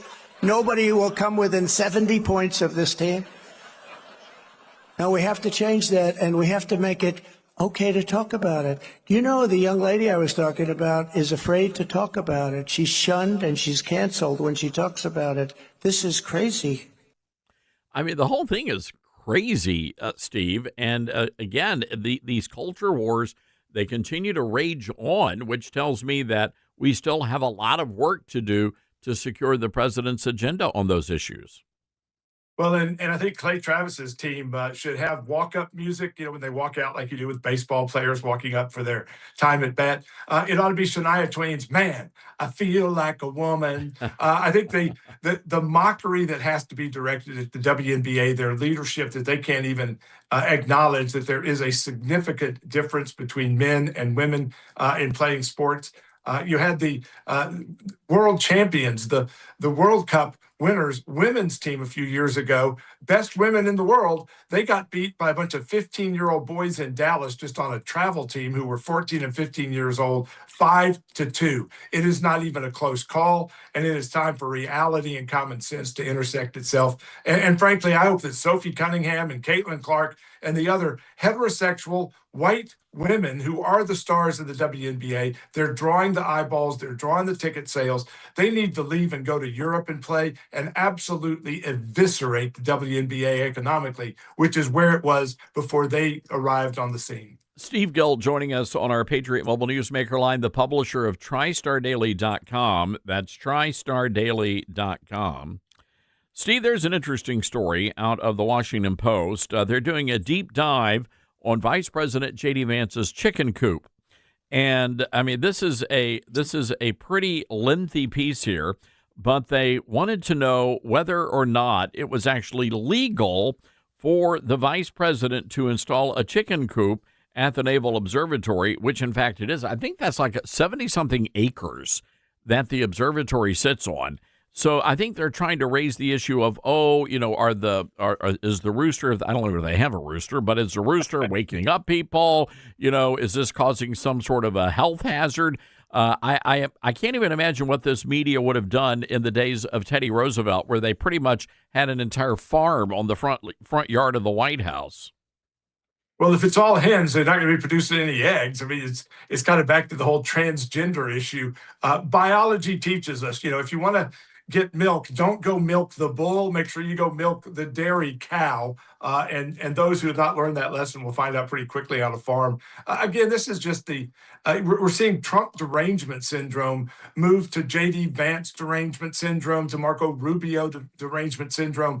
And Todd, as we were talking the other day, we said for a long time that liberals, prove that liberalism is a mental disorder. And when you see the candidates they're putting up statewide in Maine, in Wisconsin, in Michigan, and now stuff like, attacking the chickens at the Naval Observatory, it's clear that liberalism is a mental disorder, and they're just out to prove it to us this election season. Steve, the Washington Post, apparently the family eats a lot of eggs, like 14 eggs a day. That's a lot of eggs. So anyway, Usha, who just had the baby, they said, well, there are health departments that say pregnant women should avoid handling chickens because of the risk of salmonella infection. I mean, they're going out of their way to try and find a way to criticize the vice president. Even one of the subheadings, is it legal for the vice president to actually raise chickens there at the Naval Observatory? Todd, I suspect that the writers for the Washington Post are among those who think that chocolate milk comes from the brown cows. I mean, these are people who probably haven't, spent any time on a farm anywhere in their entire life, much less their adult life. And yet they're going to try to lecture the vice president, his family, and the rest of us on agriculture policy. When, again, their closest thing to chicken production is going to Kentucky Fried Chicken. Oh, there you go. So for the record, yes, it is legal to raise chickens in Washington, D.C. The chicken keepers must keep some requirements or meet requirements before the city issues a permit. But there you go. The hen house does appear to be within compliance there. So there you go. All right, Steve Gill, it sounds like you've got a long day as the voting continues, and they'll start counting those votes. We will be sure to watch out for the results at TriStarDaily.com. We'll have some details. We'll have some analysis, and we turn immediately to, if Marsha Blackburn wins the governor's race, the next big question is, who's got next? Who will replace her in the Senate? The governor will appoint a temporary replacement to run for a 2-year balance of her term. But in the meantime, either it's Governor Lee, or does she wait until moments after she gets inaugurated and make the pick herself? So that's going to be the next big speculation. Who's got next? All right, there you go. Steve Gill, TriStarDaily.com. All right, our telephone number, 901-260-5926. That's 901-260-5926. Going to your calls next. You're with Todd Starnes.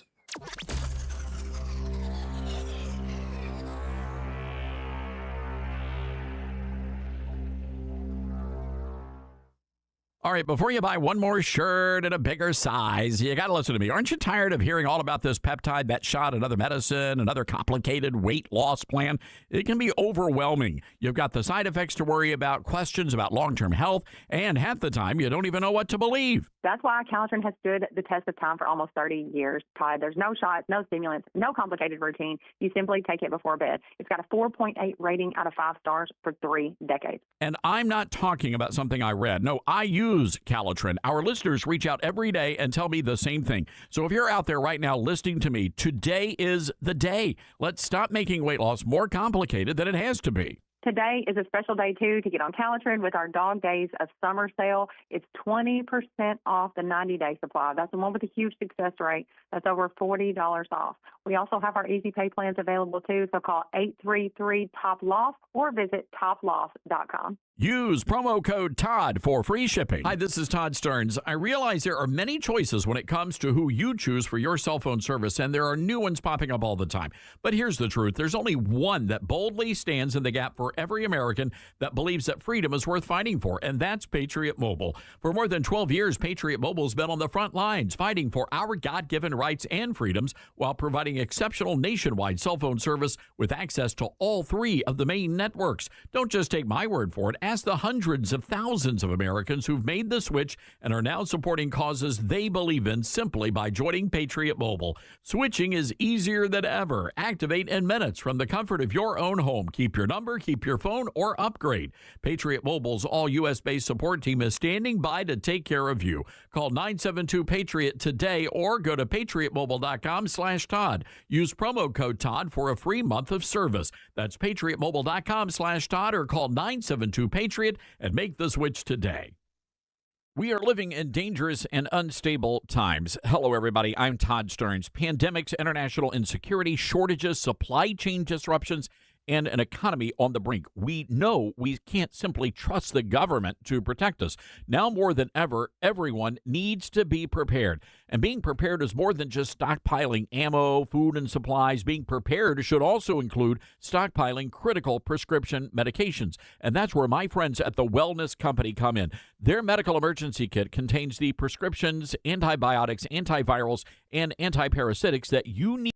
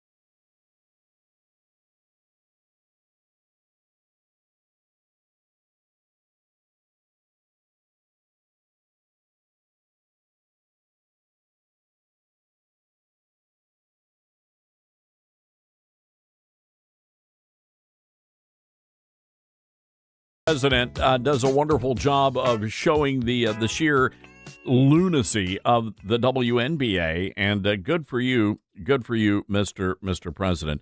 You know, I am wondering, is this like I think a lot of young people now are doing the whole chickens. Dylan, do you and the missus, y'all have chickens over in the condo?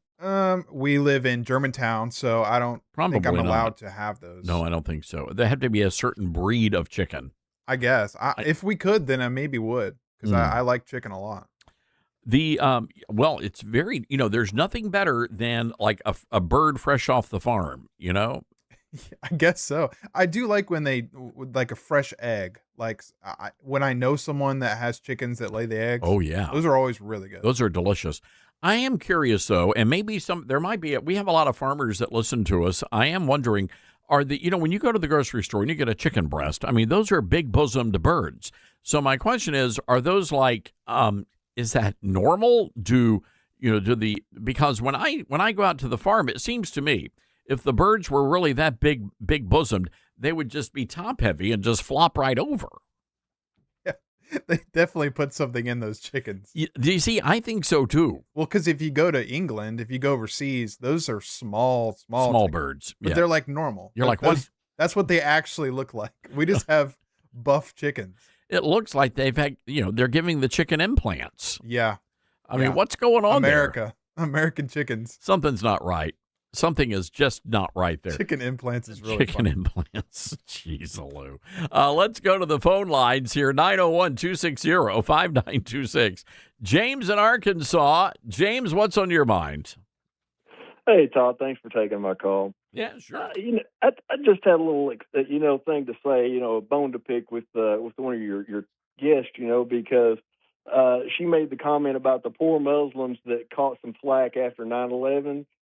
I was in the military during 9/11, and I actually watched the towers fall, and I saw a lot of Muslims on TV cheering when that happened. So I don't have a lot of sympathy for Muslims, and these people that are going around voting for Muslims, y'all are idiots. Because let me tell you something, they're just using you to get in power, and once they get in power, then watch out for what happens. No, I heard. Yeah, I thought I heard what she said there, and maybe there were. Maybe there were some that were sympathetic to what happened to our country on that day. But I'm with you. I saw a lot of videos coming out of places like New Jersey and the Middle East where the Muslims were celebrating in the streets as our fellow citizens were burning to death or being buried under those towers. So, yeah, I hear you on that. Or actually, as they showed on TV, Todd, people actually jumping out of windows because they had nothing else to do. And those people, and let me tell you something, I'm not talking about videos from the Middle East. I'm talking about videos from right here in this country. And I got I'm not preaching hate. I'm not saying you should hate anybody. But let me tell you something, those people don't want to come over here and be American. They don't want a Taco Bell on every corner in their country, and they want to come over here and be Muslim and bring their Sharia law with them. I know what you don't want to live under it. No, you don't. No, it's true. You don't. It's a disturbing ideology. I will say that. And James, it's dangerous, and we've got to figure out a way to address this before it's too late. I just really shudder to think about what this country could look like 10, 20 years from now. I mean, it's a concern. James, thank you for calling in. This is interesting. According to the Washington Post, there are political motivations. They say there are political motivations behind the flock of chickens being raised by the vice president. The Post says it's a theory that resonates with Danny Bowers, who keeps 19 chickens on suburban property in Utah County, Utah. Bowers, who uses they-them pronouns. Why do they have to point that out? Why is that important to the story here? Bowers, who uses they-them pronouns, points out that some conservatives have embraced the values espoused by the trad wife influencers, many of whom raise chickens. The trad wife, that is, for those of you in Bartlesville, that would be traditional wives. The traditional wives, they have traditional values. So they're saying this is some sort of is the vice president trying to signal something to conservative women by raising chickens? 901-260-5926.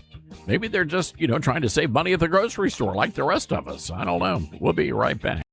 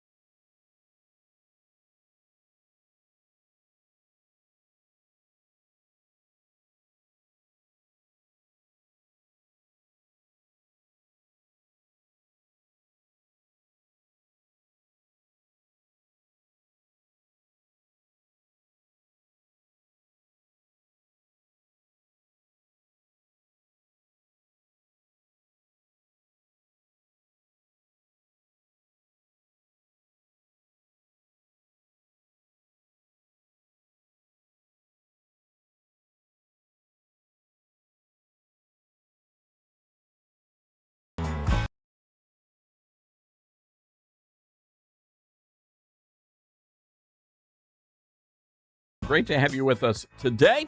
Our telephone number 901-260-5926. That's 901-260-5926. I want to go to the Patriot Mobile Newsmaker line and say hello to our good friend Caleb Park.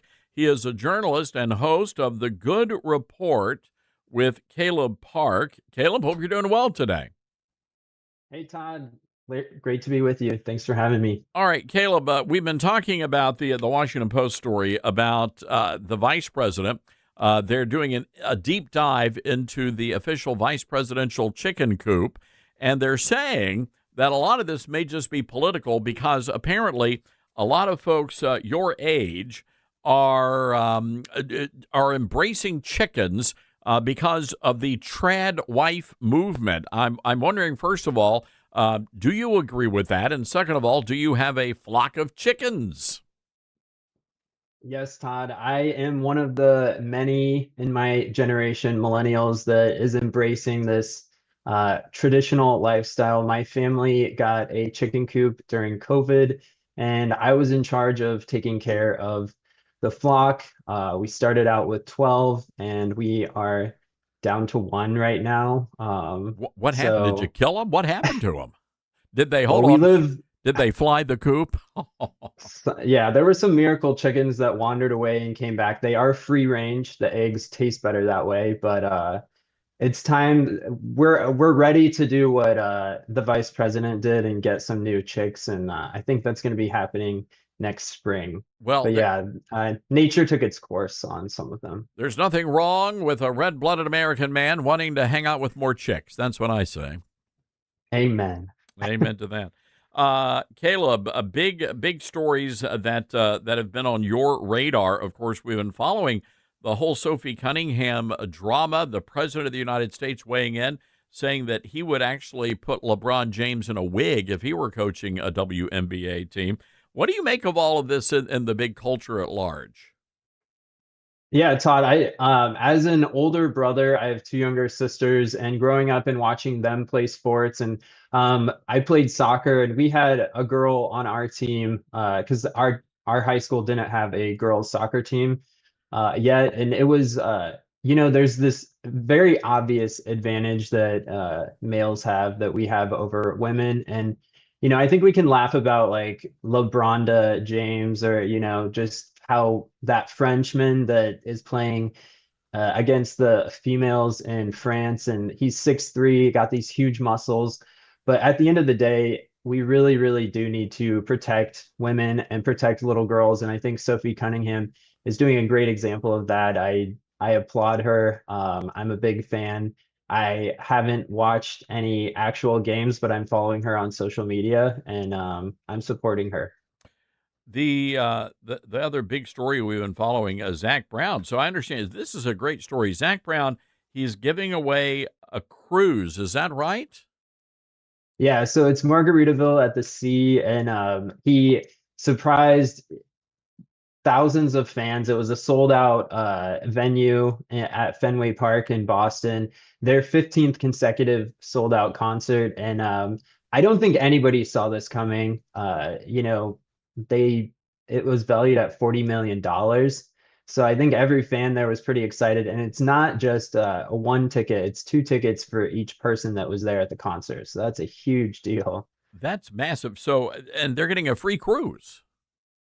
Yeah, that's right. I went on my first cruise. I'm here in South Florida, and I went on my first cruise last year. It was so much fun. All you can eat buffets. Obviously, this is going to be Margaritaville, so they're going to have a lot of good drinks and music and just a very relaxing time, I think. And Zach Brown Band will be performing on that boat as well. So I think, yeah, it should be a lot of fun. I just don't Hopefully know about fried chicken as well. Yeah, see, I just don't know about all this, Park. I just, I've seen the videos. The people, they run out of chicken tenders in the buffet, and the next thing you know, it's like it's on like Donkey Kong. I mean, all sorts of fighting and crazy stuff going down. I think that depends on which cruise line you're on there, Todd. But I know the videos you're talking about, and that would concern me too. I think they'll be safe on this one. All right. I just want to make sure that, you're not sitting poolside. The next thing you know, you're surrounded by all these, 400-pound women digging thongs out of their buttocks, looking like a bunch of beached seals over there in San Francisco. Well, that certainly might be the case, but if it's free, what do they have to lose? Oh, fair. You can't argue with free, right? It is, you get a little salmonella, but you know what? That's for me. It was a free cruise. There you go. Caleb Park, host of The Good Report with Caleb Park, and the website, Caleb with a C, Caleb Park with an E.com, calebpark.com. Can we talk about this this national anthem? Martha, I don't want to do we have to subject our listeners to it again? Yeah, I guess we have to. This is the national anthem that was played at the very first Women's Pro Baseball League game. Martha Reeves, world famous musician from years ago. Here's what it sounded like. Oh, say, can you see? Okay, that's enough. Wow. It's bad. It's really bad. Yeah. The first time I heard that, I was like, are we being punked? Like, is Ashton Kutcher gonna run out? And then Todd, you saw that TMZ report, right? The video that they released, that they actually rehearsed this, and she told the backup singer, she's like, I don't need these backup singers. So I think she might have taken the title from Roseanne Barr years ago, but the thing with Roseanne Barr was, you knew she was a comedian. With Martha Reeves, she's this she's got this storied career. So I don't think anybody expected that, but we are talking about the professional baseball women's league now. So no press is bad press for them, I think. Yeah, for all the wrong reasons, all the wrong reasons. This story, and I'm curious to hear from all of our great North Carolina listeners, the headline from Fox News, Miss North Carolina, USA, loses crown after organizer condemns racism, homophobia, and transphobia. So this is not good, but apparently the Brittany Bolton house was stripped of her title. They took her crown away for some things that she wrote, many years ago. I think this goes all the way back to 2017. And she is, what is the nationality of, she is a Honduran Mexican model, and she also encouraged people to vote for President Trump. But apparently, nearly a decade ago, she used the N-word on social media. Caleb, I don't know how many times I have to tell the young people of America, you got to be careful what you put on social media, because it will come back to haunt you. Yeah, you're right, Todd. It is really sad, because we're growing up with a generation, my generation, we started on social media. Now this generation, as infants, they're on social media, as kids. And so people do have to be really, really careful outside of the mental health tolls that it takes, but that could jeopardize titles, positions that you get. And if you're not your own boss, you're at the jeopardy of somebody else. And so I think, this is a perfect example of that. And even though she was apologetic, they still stripped the title away from her and the crown from her. Pretty sad. Yeah, well, it is. And again, I think the interesting part of this is she is actually a minority. So there you go. So. Is she qualified to say the word? Is that no. Only rap artists or black people can use that word. So much for free speech on that one, that's for sure. Yeah, I had to look it up. I'm like, Nabisco? What's wrong with the N-word? What's going on there? I don't understand that. Anyway, it's there. There you go, ladies and gentlemen. You've got a new Miss North Carolina USA. All right, Caleb Park, what you got cooking over at the website? What are people going to see over there? Yeah, Todd. Well, I love the stories that you cover every day, and over at calebpark.com, we're covering a lot of faith stories and trying to encourage people with some good news. Get the stories that you don't often see in the mainstream media, and be able to share some of those patriotic stories as well. And We'll be highlighting those on my podcast, The Good Report, and I'm looking forward to interviewing you soon about the new book. Congratulations on that, The Golden Age. We're excited to flip the script, and I'll be able to ask you some questions. So hopefully you guys will be able to tune into that, and hoping to share some stuff, that you don't always get to hear, and that can be kind of negative, but hopefully you'll be lifted up if you follow me on social media. Have some fun and share some good news. It's going to be a lot of fun. CalebPark.com, ladies and gentlemen. Go and follow him. Follow him on all of his social media feeds are off the charts. Also, be sure to follow Caleb on Instagram as well. All right, Caleb, we look forward to having you on weekly to talk about crazy culture war stories. Caleb Park, everybody. Thanks, Caleb. Thanks, Todd. All right, we've got to take a quick break. When we come back, we're going to take your calls. 901-260-5926. You folks in North Carolina, do you believe that the right decision was made here to strip this young woman of her? By the way, she is also the first married woman and the first woman of Honduran descent to win the Miss North Carolina USA title. She was from Duplin County, North Carolina. She's a native of that county. Do you think they made the right decision here based on something she did, well, more than a decade ago? 901-260-5926. This is the Todd Starnes Show. He's a man of his word. Todd Starnes.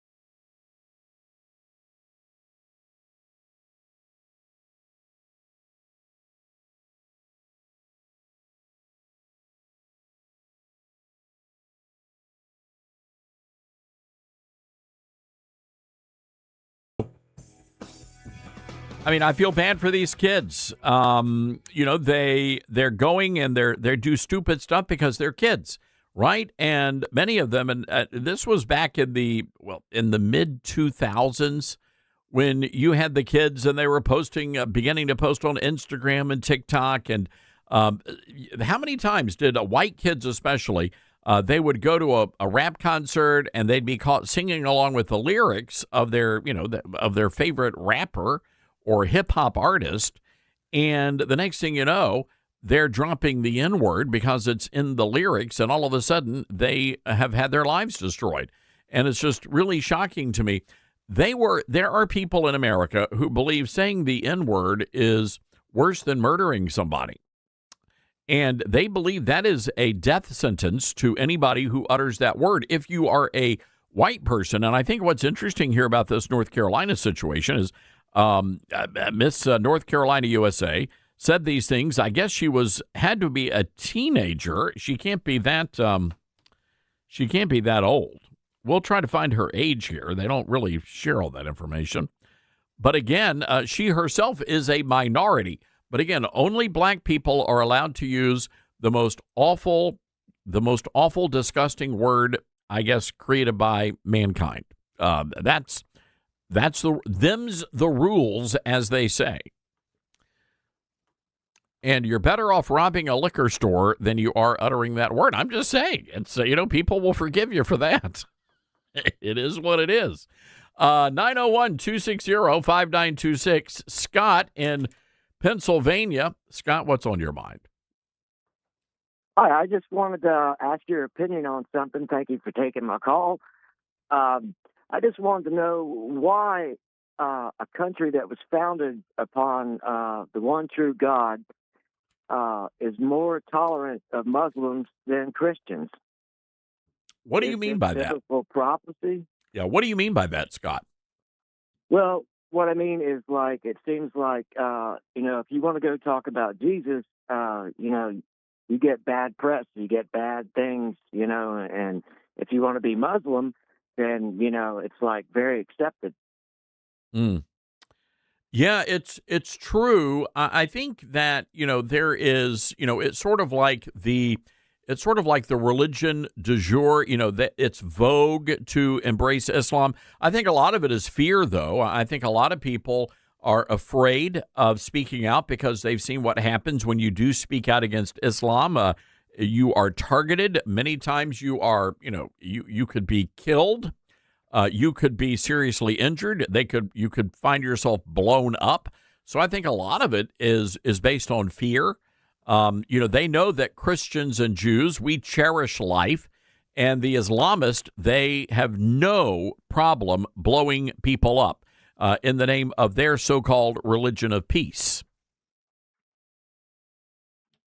Correct. And, even our monetary system, our coins and our money, says in God we trust, not in Allah we trust. Well, so far, that's what it says. Give it a few years, Scott. You never know.